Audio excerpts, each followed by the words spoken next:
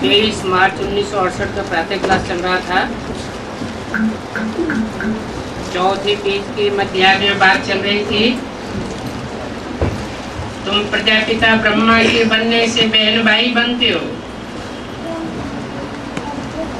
असल में तो तुम भाई भाई हो। सचमुच में भी पवित्र होते हैं। उनको कहा जाता है वाइसलेस वर्ल्ड।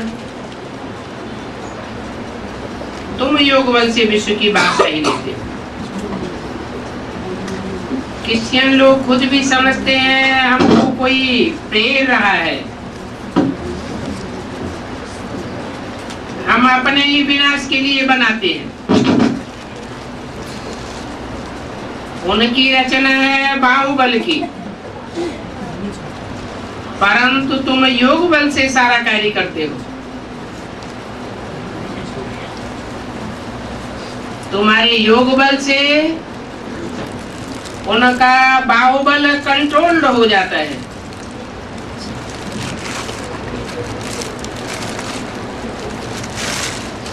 तो समझ लेते हैं हम अपने ही विनाश के लिए ये बनाया है।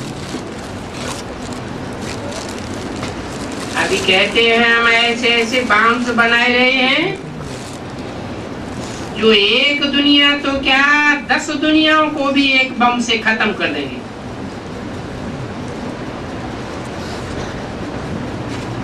वो कहते हैं कि हम दुनिया को ही खत्म कर देंगे, और तुम भी कहते हो हम ऐसे तामसी दुनिया को ही खत्म कर देंगे।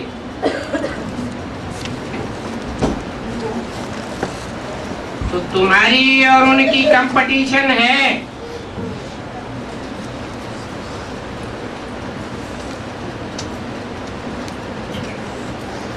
वो 10 दुनियाओं को तो खत्म नहीं कर पाते। क्या होता है,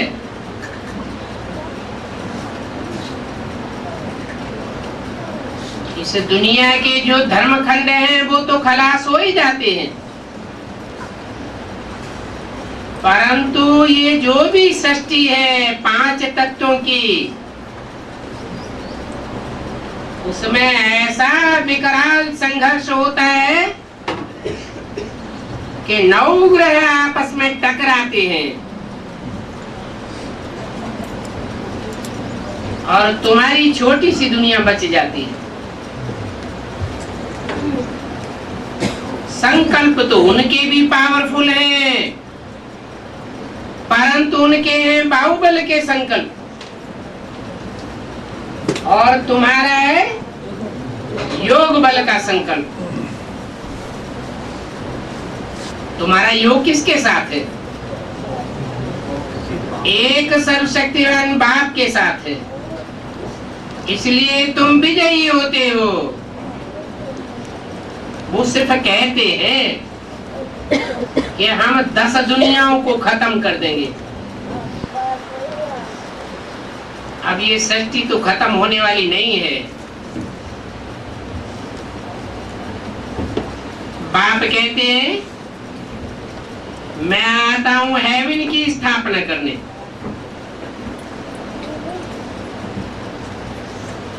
इस हेल का विनाश करने के लिए आता हूं।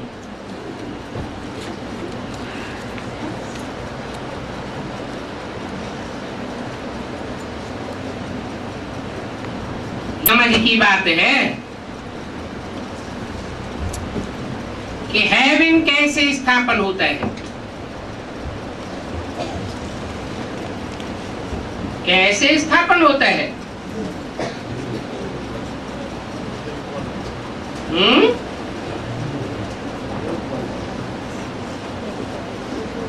अरे नाम ही है हेवन। हैव माने रखना और इन माना अंदर। क्या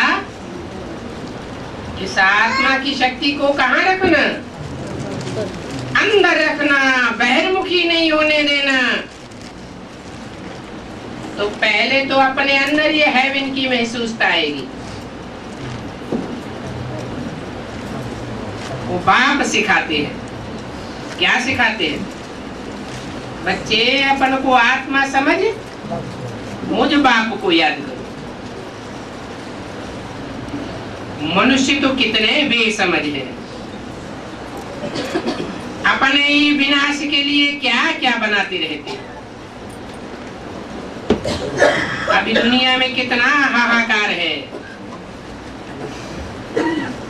फिर जय जयकार हो जाएगी, सारी दुनिया में जय जयकार हो जाएगी। और ये जय जयकार करना बेहद के बाप का ही काम है। बाप कहते हैं मेरा शरीर तो नहीं है, मैं इस रथ में ही आता हूं, परंतु मेरी जयंती अलौकिक है। अपने टाइम पर आता हूं, तो मैं भी टाइम पर आने के लिए ड्रामा अनुसार बांधा हुआ हूं।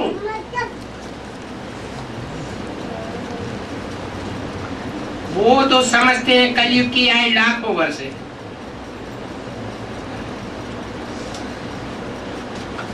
ऐसी समझ को, ऐसे ज्ञान को भक्ति मार्ग का ज्ञान कहा जाता है। इतनी तो बुद्धि होनी चाहिए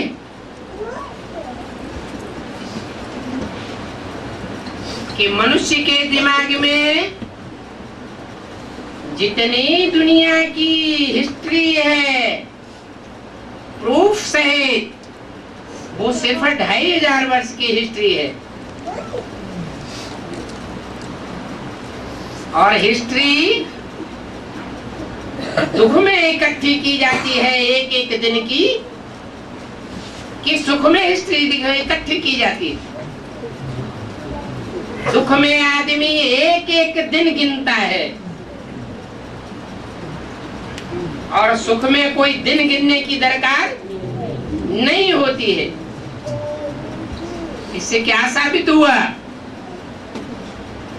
कि मनुष्य के पास हिस्ट्री कितनी है? सिर्फ 2500 साल की। और जो हिस्ट्री नहीं है वो जरूर सुख की सृष्टि होगी। आधा सुख और आधा दुख। दुख की सृष्टि मनुष्य, दुख की हिस्ट्री मनुष्य के पास है, सुख की सृष्टि मनुष्यों के पास नहीं है। दुख की दुनिया मनुष्यों का चंचल मन बनाता है और सुख की दुनिया सदा मन रहने वाला बाप बनाता है। इसलिए लोग जानते भी हैं, इस बात को मानते भी हैं, इस दुखी दुनिया का जो टाइम है वो बड़ी मुश्किल से बीतता है। और जिन दिनों सुखी आदमी होता है उन दिनों टाइम ऐसे ही सरक जाता है, पता ही नहीं चलता कहां निकल गया। तो ये समय की रीत है क्या? समय सुख में नहीं ठहरता और दुख में ऐसे लगता है कि जैसे समय ठहर गया, कब खत्म होगा। तो हिस्ट्री बनाते रहते हैं। ये मनुष्य का काम है हिस्ट्री बनाना। तो समझ लेना चाहिए कि लाखों वर्ष की तो सृष्टि हो ही नहीं सकती। सब मनुष्य मात्र अज्ञान में है। अज्ञान में होने के कारण दुख भोगते हैं। अज्ञान से होता है दुख। अज्ञान माने अंधेरा और ज्ञान माना सोझरा। ज्ञान से होता है सुख, अज्ञान से होता है दुख। ज्ञान आता है एक से और अज्ञान आता है अनेकों से। ये अज्ञान की दुनिया होती ही तब शुरू है जब काम के आधार पर इस दुनिया का नाम द्वापर युग पड़ता है। ये द्वैतवादी युग है।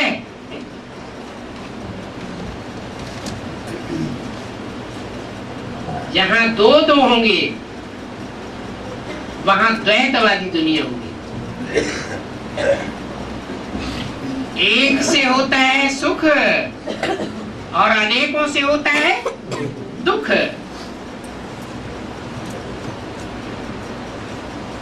भक्ति अनेकों से आती है, इसको भक्ति मार्ग का ज्ञान कहा जाता है। और बाप जो ज्ञान देते हैं वो भी दो प्रकार का है। एक है सिर्फ ज्ञान और दूसरा है विशेष ज्ञान, विज्ञान। बेसिक में क्या कहें, क्या था?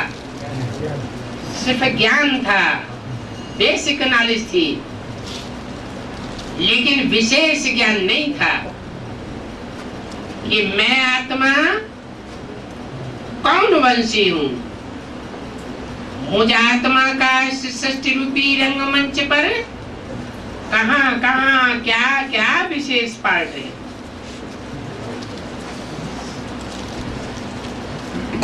मुझे आत्मा ने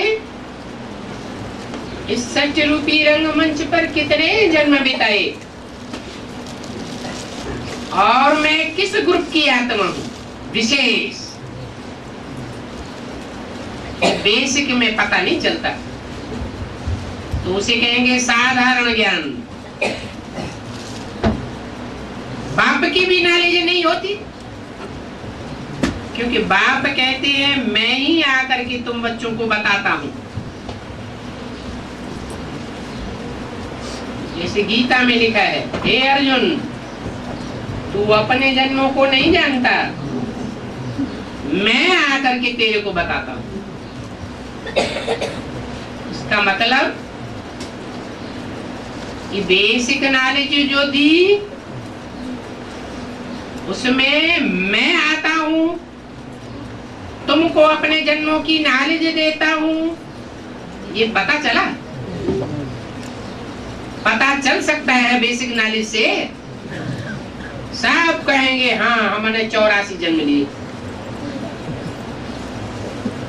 हम 84 का चक्कर लगाने वाली आत्मा है। या तो मुझे पढ़ेंगे, क्योंकि बोलने वाले कहने वाले अंदर से अनिश्चय बुद्धि है। एक व्यापी बाप कहाँ है उसकी पहचान ही नहीं है। बेसिक नॉलेज में ऐसे समझते हैं सर्वव्यापी है। जो संदली पे बैठे बस उसी से दृष्टि लेना शुरू कर दिया, यही दृष्टि से सृष्टि को सुधारने वाला है। जो कुर्सी पे बैठ गया, जैसे भक्ति मार्ग में भांति भांति के गुरुओं को अपना मुखिया बना लेते,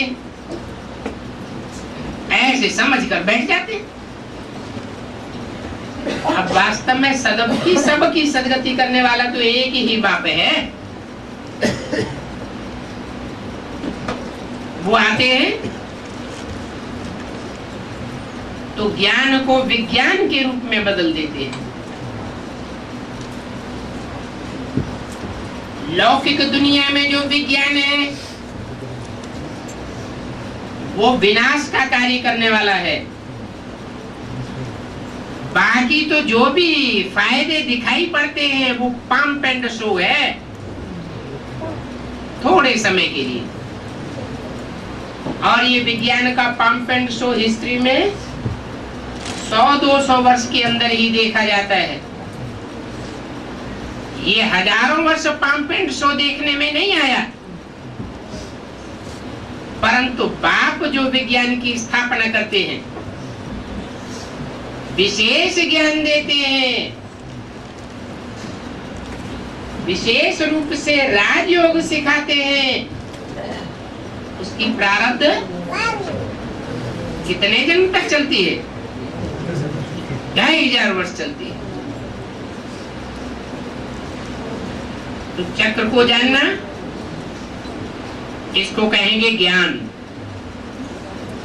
क्या चक्र है? 4 युगों का चक्र है। सतयुग, त्रेता, द्वापर, कलयुग। सतयुग में देवता है, त्रेता में क्षत्रिय है, द्वापर में वैश्य है, कलयुग में शूद्र है। इतना जान लिया, जैसे चक्र का ज्ञान आ गया। बाकी याद की यात्रा है विज्ञान।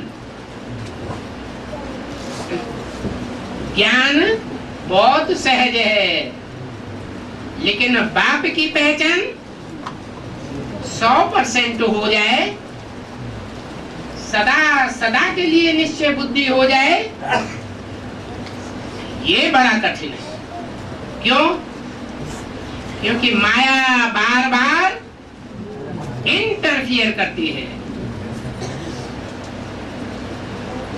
इस विज्ञान से ही विकर्म विनाश होंगे।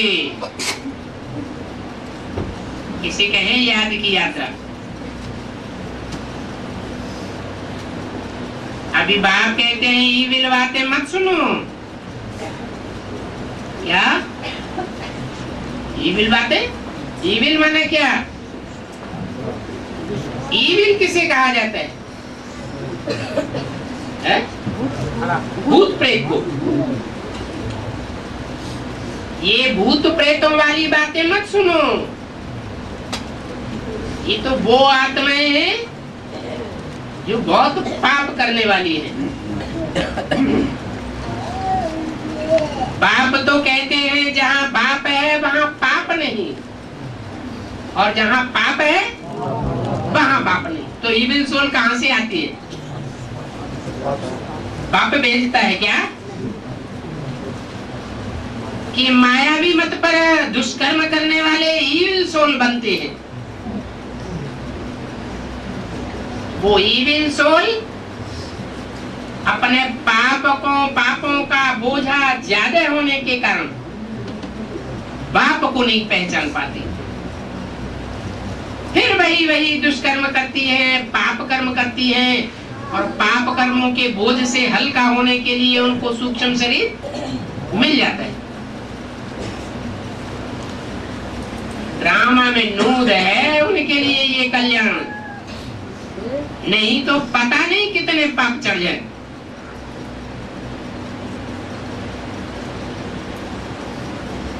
तो बाप कहते हैं मेरे सिवाय और किसी से न सुनो, मैं जो सुनाता हूं सो राइट, और मनुष्य जो सुनाते हैं सो अनराइटियस। इस दुनिया को देखते हुए नहीं देखो, भले इन आंखों से इस दुनिया को देखते हो, परंतु प्रैक्टिस क्या करनी है?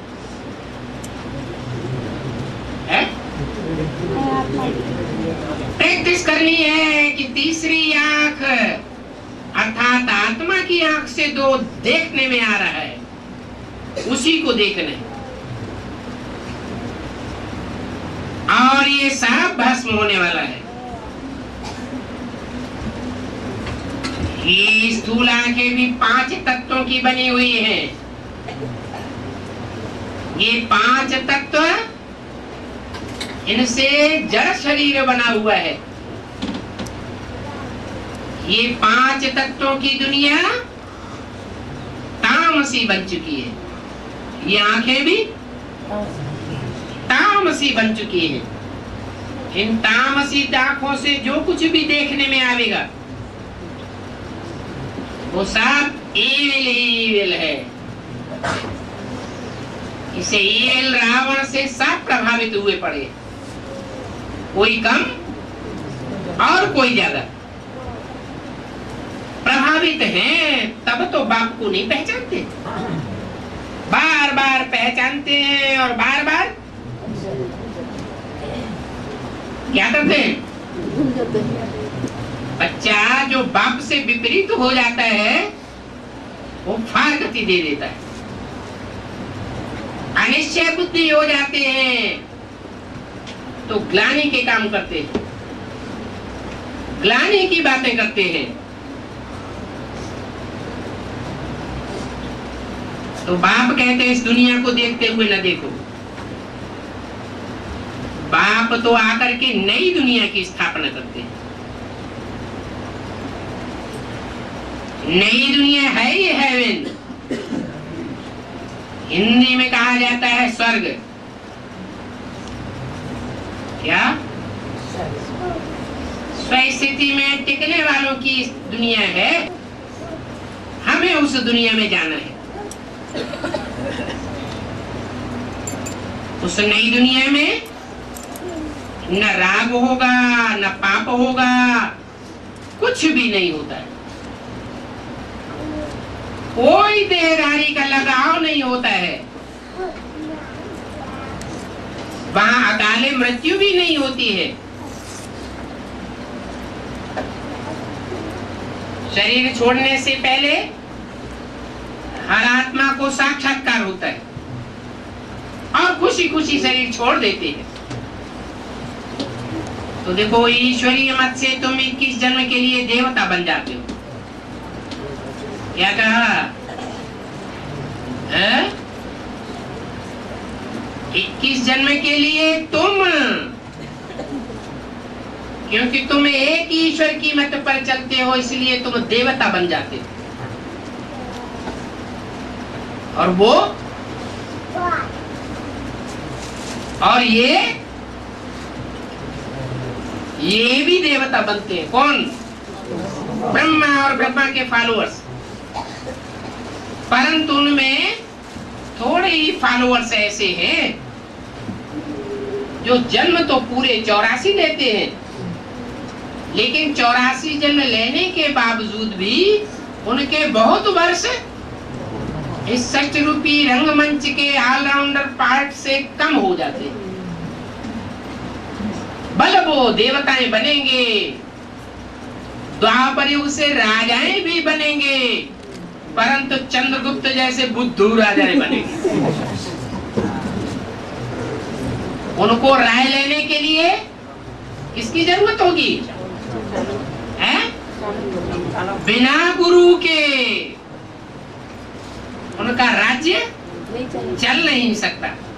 उन्हें राय बहादुर चाहिए। तो तुम बच्चों की प्राप्ति में और उन बच्चों की प्राप्ति में कितना फर्क पड़ गया। फिर तीसरी कैटेगरी की वो है जो 84 जन्म भी नहीं लेंगे, जन्म ही उनके 83, 82 या कम जन्म होंगे। तो आत्मा में इम्प्योरिटी की कमजोरी भर जाती है, कलाएं कम हो जाती है। इससे क्या घाटा होता है? बुद्धि मलिन होने वाली बन जाती है। ऐसी मलिन बुद्धि बनती है कि जब जैसे ही द्वैतवादी युग शुरू होता है तो दूसरी मत को फट से पकड़ लेते हैं। जो दुनिया में ईविल बढ़ाने वाली बातें हैं, ईविल बनाने वाले हैं, पाप फैलाने वाले हैं, उन धर्म पिताओं को फॉलो कर लेते हैं। और ये संस्कार कहाँ पड़ते हैं? ईविल मत पकड़ने वाली बुद्धि के संस्कार कहाँ से आते हैं? संगम युग में ही ये संस्कार पड़ते हैं।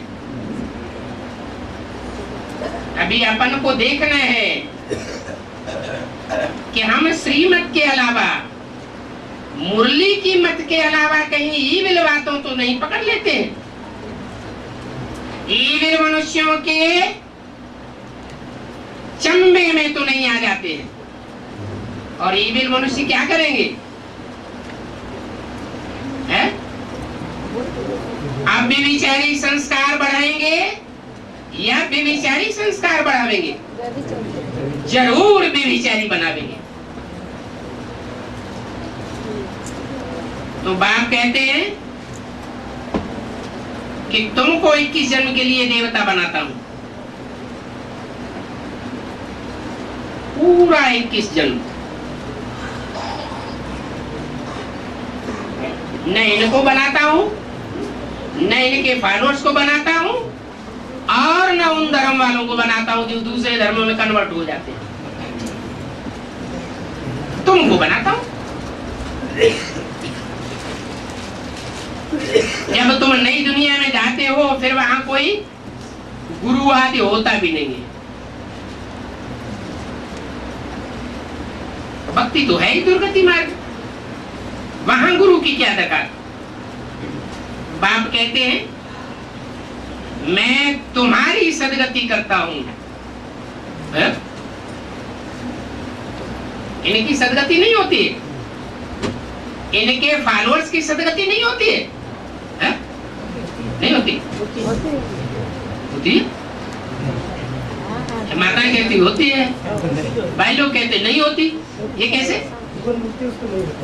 मुक्ति मिलता, जीवन मुक्ति नहीं मिलती। हाँ, इसे जीवन के रहते रहते जिस जीवन में पढ़ाई पढ़ रहे हैं, उस जीवन के रहते उनको दुख दर्दों से मुक्ति नहीं होती है। वो आत्माएं भटकती रहती है। तो कहाँ तुम्हारा पार्ट और कहाँ इनका पार्ट और कहाँ उनका पार्ट, थर्ड क्लास पार्ट हो जाता है।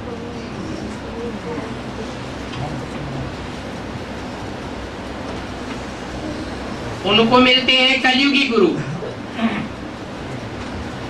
दिखाते हैं विष्णु की नाभि से ब्रह्मा निकला। कहाँ की यादगार? संगम कैसे? नारायण का नाभि से ब्रह्मा का। कौन था विष्णु? कौन है विष्णु और कौन है उसकी नाभि?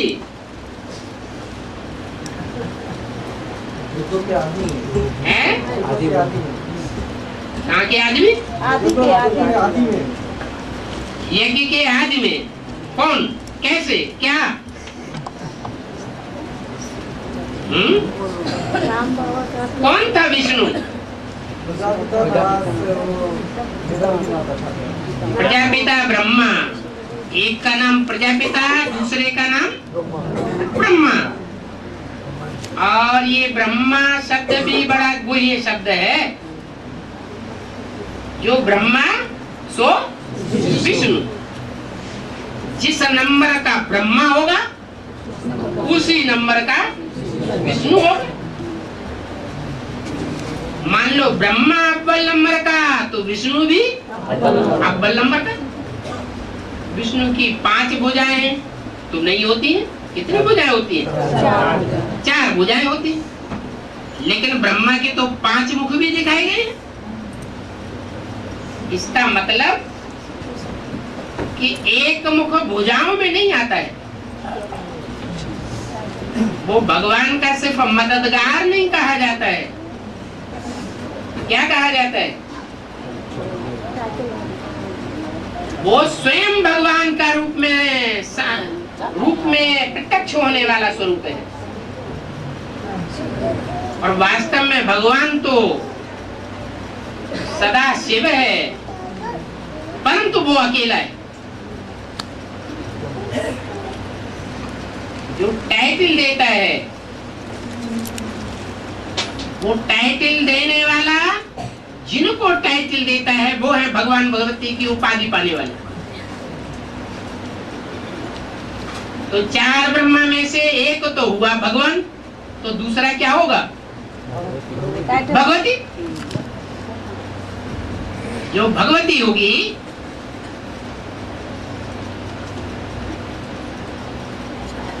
वो भगवान के ज्यादा नजदीक होगी, या जो जन्म लेने वाले बच्चे हैं वो ज्यादा नजदीक होंगे? है, ज्यादा नजदीक होगी।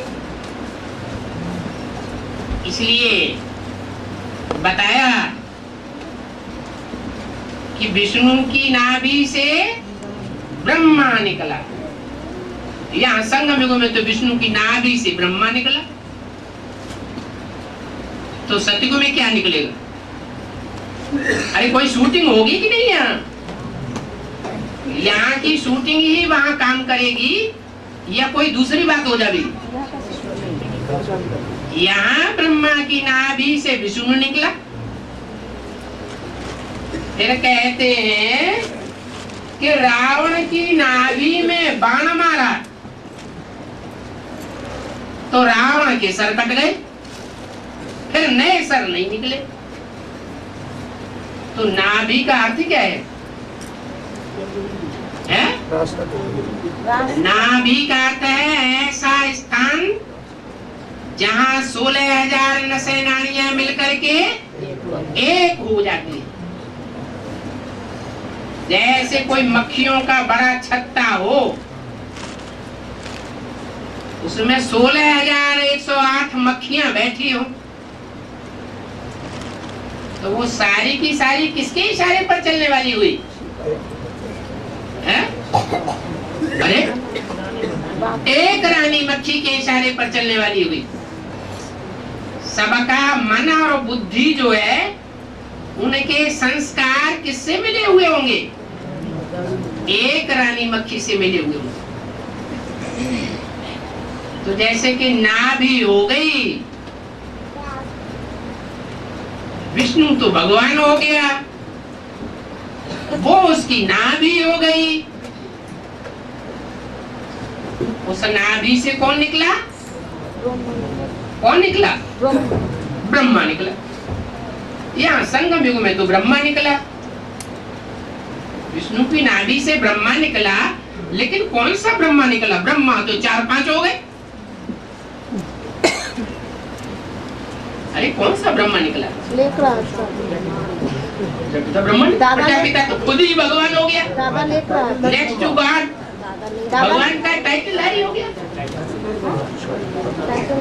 टाइटल धारी दादा लेख रहा। दादा लेख रहा पहले निकल पड़ा। हाँ, जो आदमी हुआ, क्योंकि ब्रह्मा बाबा को तो साक्षात्कार हुए, साक्षात्कारों को वो नहीं समझ सके, उनका तत्कालीन गुरु नहीं समझ सका। गुरुओं, पंडितों, आचार्यों के पास गए, धक्के खाए वाराणसी, वो भी नहीं समझा सके। तो कहाँ पहुंचे? कलकत्ते में पहुंचे। जो उनकी बुद्धि में छाप पड़ी हुई थी कि बहुत विद्वान, बहुत होशियार, हमारे से भी जास्ती हीरों का पार किए। और वो बुजुर्ग था, ब्रह्मा बाबा के मुकाबले ज्यादा बुजुर्ग था या कम उम्र का था? ज्यादा बुजुर्ग था। लौकिक जीवन में मान्य पक्ष का था या साधारण व्यक्ति था?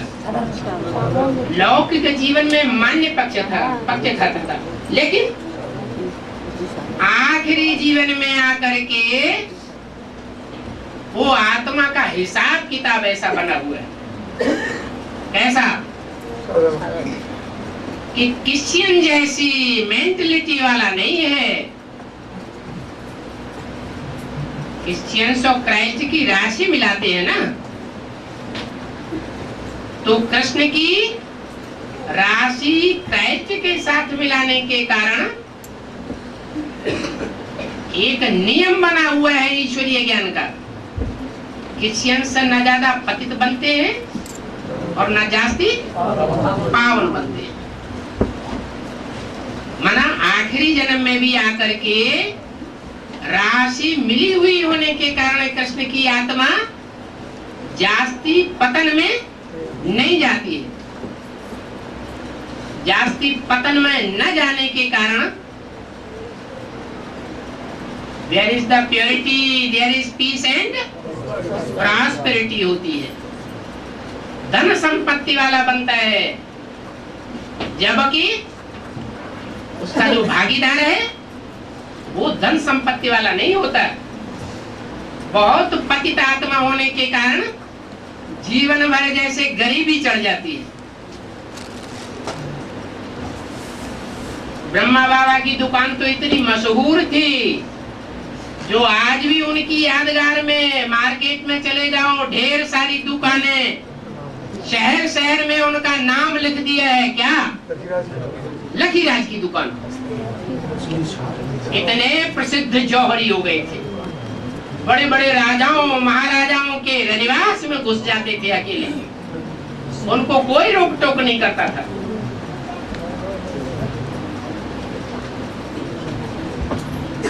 तो वो भागीदार उनकी दुकान में 10 साल पहले से नौकर था। भले सामाजिक हिसाब से महत्वपूर्ण संबंधी था, लेकिन ये तो संबंध की बात हुई। लेकिन आज के समाज में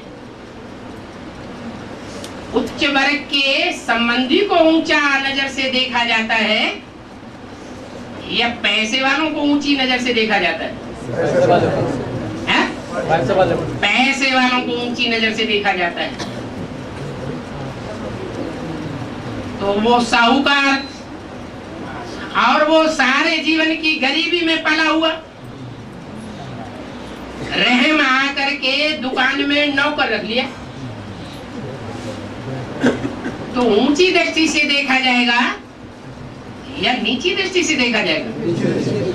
सिर्फ संबंधियों के दिखावे के लिए भले ऊंची दृष्टि से दिखाया जाए, लेकिन अंदर से तो बोला कि क्रिश्चियन से न ज्यादा पतित बनते हैं न ज्यादा पावन बनते हैं। माना आखिरी जीवन में भी ब्रह्मा बाबा प्रॉस्पेरिटी वाले थे, धनवान थे, और उसका रिजल्ट क्या हुआ? किसको कहेंगे दुर्गति में और किसको कहेंगे सदगति में? दोनों के बीच में है? अगर मुकाबला किया जाए दोनों आत्माओं का तो किसको कहेंगे सदगति में? भागीदार को कहेंगे दुर्गति। नहीं, दरिद्र सम पातक पुंजा। ऐसे कवियों ने ये लिखा है समाज की हालतों के आधार पर कि दुनिया में अगर सबसे बड़ा कोई पातक माने पाप है, पापों का पुंज है, तो वो दरिद्रता गरीबी है। हर प्रकार के दुख आदमी को मिल जाए लेकिन गरीबी किसी को न मिले। और ये गरीबी कहाँ से आती है? प्योरिटी से आती है, इम्प्योरिटी से आती है? इम्प्योरिटी से गरीबी आती है। तो वो आत्मा ब्रह्मा के रूप में तो थी लेकिन गरीब थी, और शिव बाबा आकर के बादशाही किसको देता है? गरीबों को ही बादशाही देता है। उस गरीब को उसी समय से अंदर से ये विश्वास बैठा, अलफ को मिला अल्लाह और बे को मिली बादशाही। तो बोला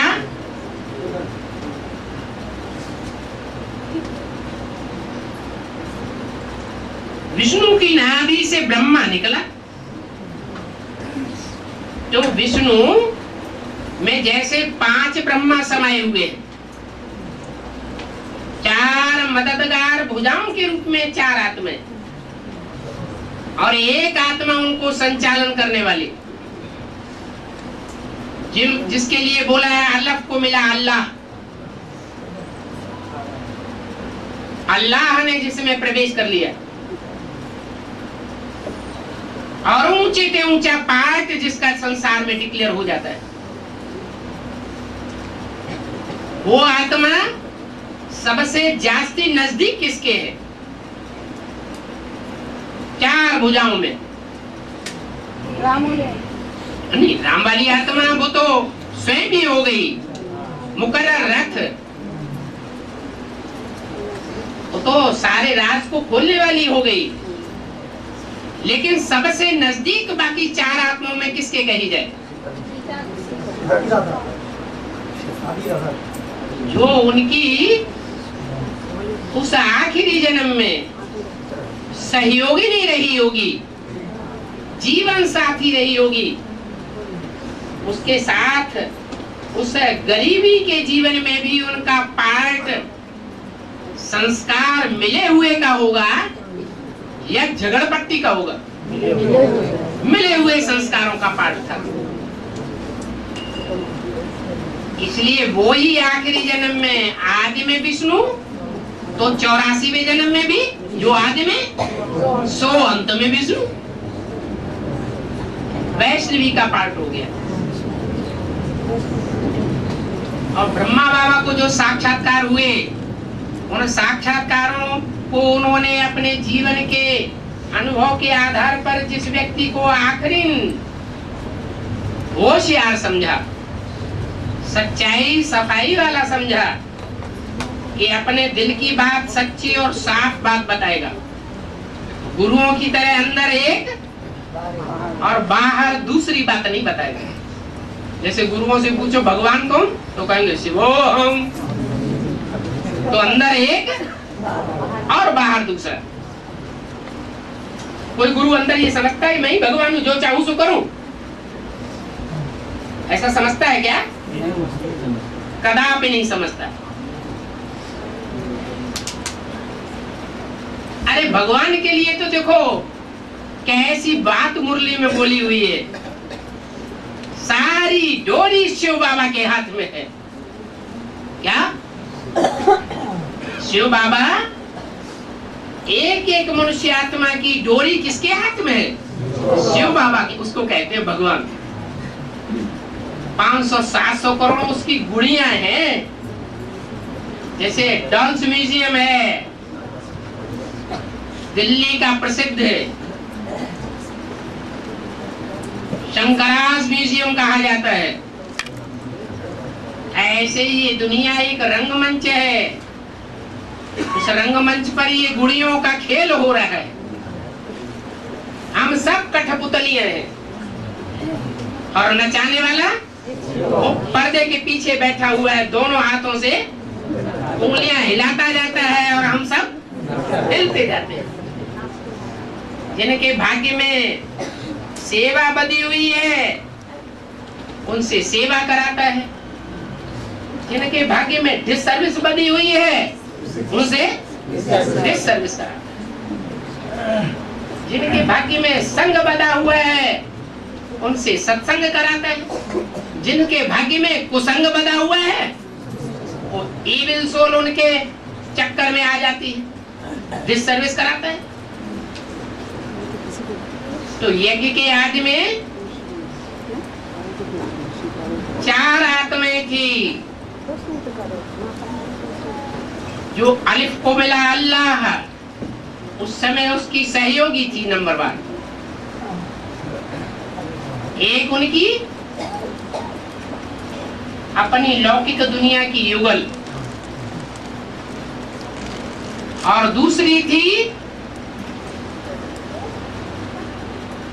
जो कलकत्ते में आखिरी जन्म में कैसी हालत हो जाती है, घर घर की क्या हालत हो जाती है।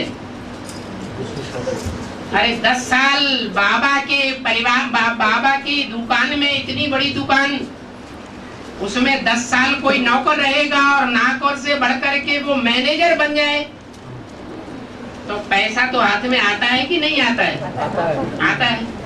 और जब माल मिल्कियत ज्यादा हाथ में आती है तो बुद्धि खराब होती है कि नहीं? खराब होती है। और फिर कलकत्ते जैसा माहौल, जहाँ के लिए मुरली में क्या बोला है? दुनिया का बड़े से बड़ा वैश्यालय कहाँ बनता है? कलकत्ते। अपनी पत्नी अपने घर में रखेंगे, लेकिन एक दूसरी पत्नी और बना के रखेंगे, उनको घर मकान जमीन जायदाद सब बना के दे देंगे। तो दूसरी पत्नी भी थी। बोले मैं ऐसा कैसे आया? हाँ, सिर्फ इशारा दिया है, बाकी गहराई में कुछ बताया नहीं, इशारा दिया है। और बाप तो बच्चों को ही पढ़ाते हैं, बच्चों की ही बातें करते हैं, बच्चों के ही जन्म जन्मांतर की सारी हिस्ट्री खोलते हैं। तो पहला ब्रह्मा एक मुकर्रर रथ, दूसरा ब्रह्मा कौन हुआ? उनकी सहयोगिनी शक्ति, ये दूसरे नंबर का ब्रह्मा हुआ। पीके वाले और ज्यादा बिगड़ जाएंगे। अभी तक तो दूसरे नंबर का ब्रह्मा बताया, आप ये थर्ड क्लास बना दे रहे? नहीं, ब्रह्मा बाबा को भले साक्षात्कार हुए, साक्षात्कार होने के बावजूद भी उन्होंने, गुरुओं ने उनको दता बता दी। उनको रास्ता कहाँ मिला? कलकत्ते में भागीदार के पास बुद्धि पहुंची, लेकिन भागीदार से डायरेक्ट बात करने की उनकी इतनी हिम्मत नहीं थी। उनको डर था कहीं ऐसी अंधश्रद्धा की बातें मैं बताऊं और वे मेरे ऊपर दौड़ पड़े। तो उन्होंने किसको बताया? कौन सी माता को बताया होगा?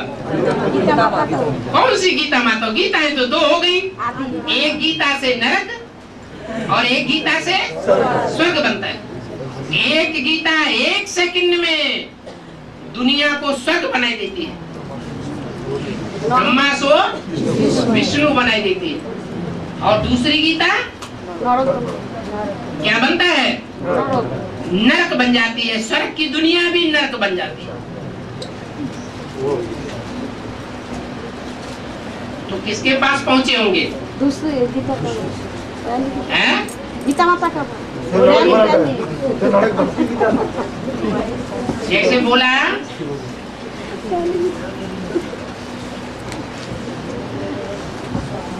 बड़ा भाई बाप समान होता है, तो बड़ी बहन कैसी होती है? अम्मा समान होती है। बड़ी बहन का भी परिवारों में कोई रुतबा कम नहीं होता है। तो ब्रह्मा बाबा की हिम्मत उनके पास जाने की नहीं पड़ी, किसके पास पहुंचे? और दूसरी माता के पास पहुंचे, और उसके कान में अपनी समझी हुई, अपनी अनुभव की हुई, साक्षात्कार की सारी बातें उसके कान में डाल दी। उसने सुना, और जो कुछ सुनाया वो जास्ती नजदीक होने के कारण भागीदार को बताया। भागीदार ने भी सुना। तो सुनने सुनाने वाला कौन हुआ?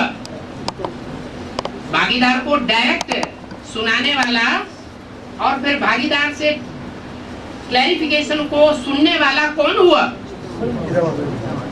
वही दूसरी माता। तो कौन से नंबर का ब्रह्मा हो गई? तीसरे नंबर का ब्रह्मा हो गई। अब सवाल ये पैदा होता है कि सतयुग में जो राधा कृष्ण बच्चे पैदा होंगे वो किससे पैदा होंगे?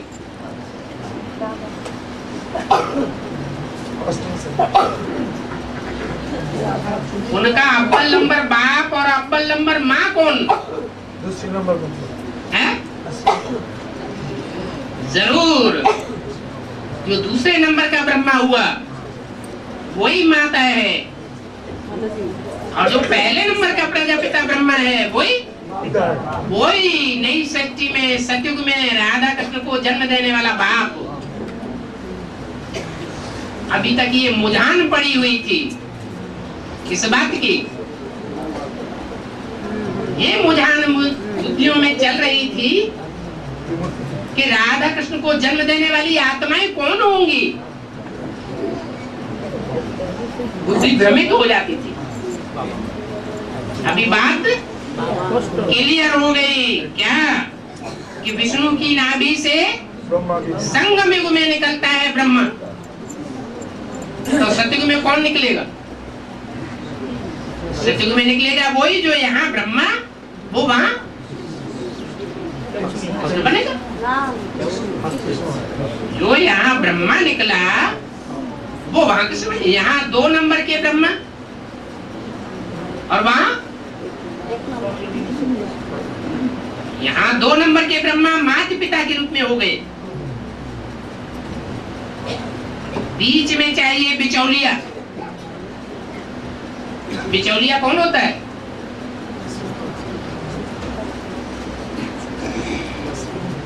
यज्ञ के आदि में सब धर्मों की आत्माएं कहाँ इकट्ठी हो गई?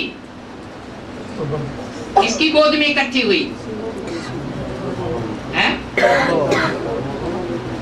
वही माता, यज्ञ माता, जिसके डायरेक्शन पर ब्रह्मा बाबा चले थे। कौन थी वो? वो माता गुरु थी। किसकी है? ब्रह्मा बाबा की भी माता गुरु बन गई। माता गुरु बनी और यज्ञ में सारा कंट्रोल उसके हाथ में आया। यज्ञ के आदि में सारे ब्राह्मणों की दुनिया का कंट्रोल के हाथ में होगा, तो अंत में किसके हाथ में होगा? आदि में तो अंत में होगा। इसलिए बोला कि विष्णु की नाभि से ब्रह्मा निकला। जो ब्रह्मा निकला उनके हाथ में फिर क्या दे देते? अरे शास्त्रों में क्या लिखा है? नहीं, शास्त्रों में जो चित्र बनाए हैं उनमें विष्णु की नाभि से ब्रह्मा निकला, उनके हाथ में क्या दे दिया? वेद शास्त्र दे दिए। कहाँ की यादगार है? यहाँ संगम की क्या यादगार? ज्ञान कोई शास्त्र होता है? हाँ। मुरली दे दी। उनके बुद्धि रूपी हाथ में क्या दे दिया? उनके बुद्धि रूपी हाथ में मुरली आ गई। ये मुरली कहां से आई है? ब्रह्मा की बुद्धि रूपी हाथ में मुरली थी। तो दिखाते हैं कि ब्रह्मा के हाथ में फिर शास्त्र देते हैं। अभी विष्णु की नाभि से ब्रह्मा निकला और शास्त्रों में ब्रह्मा की हाथों में लिखा हुआ है कि ब्रह्मा के हाथों में शास्त्र दिखाए। उनके हाथ में शास्त्र दिखाई दिए, इनके हाथ में, ब्रह्मा के हाथ में। अभी विष्णु की नाभि से तो हो न सके। क्या विष्णु की नाभि से अभी ब्रह्मा तो हो न सके? क्यों? विष्णु से ब्रह्मा, ब्रह्मा से विष्णु, ऐसे दिखाते हैं ना। शास्त्रों में क्या दिखाया? ब्रह्मा की नाभि से विष्णु निकला, विष्णु की नाभि से ब्रह्मा निकला। बाबा ने क्लैरिफिकेशन दिया, ब्रह्मा की नाभि से विष्णु कितने साल में निकलता है?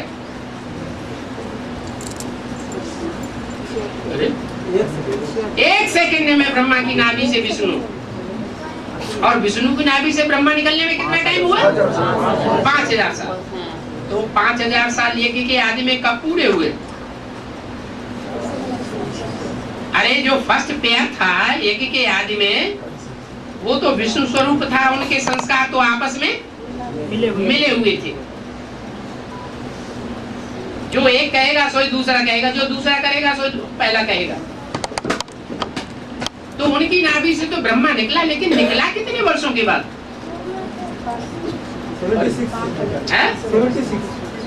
76 में निकला है? 47 में निकला। 10 साल लगे, 10-11 साल लगे। वो जैसे कि संगम युग के अंदर संगम युग का शूटिंग हो गई। 5000 वर्ष की शूटिंग हो गई। क्या ब्रह्मा की नाभि से विष्णु और विष्णु की नाभि से ब्रह्मा। तो यज्ञ जब शुरू हुआ तो पहले पहले क्या था? विष्णु था कि ब्रह्मा था? पहले पहले विष्णु। क्यों? नियम क्या है? जो सृष्टि के आदि में पहला विष्णु होगा वही अंत में भी विष्णु होगा। तो 1936 में ये विष्णु प्रत्यक्ष हुआ और उसके ठीक 10-11 साल के बाद 1947 में विष्णु की नाभि से ब्रह्मा निकला। जैसे कि 5000 वर्ष की शूटिंग हो गई। अब फिर क्या होगा? ब्रह्मा की नाभि से फिर विष्णु निकले। तो कितना टाइम हो गया है? अरे दूसरी आवृत्ति होती है, दूसरी आवृत्ति में असली शूटिंग शुरू होती है 4 युगों की। पहले तो आ गया संगम युग 10 साल का, फिर 4 युगों की शूटिंग चलती है। वो कब पूरी होती है पहले युग की शूटिंग? 76 में। तो 76 में जो वहां ब्रह्मा निकला, उस ब्रह्मा की नाभि से फिर क्या निकलता है? विष्णु। लेकिन ये कैसे निकला है? नहीं, ब्रह्मा की नाभि से विष्णु तो 1 सेकंड में निकलना चाहिए ना। 1 सेकंड कैसे कहें?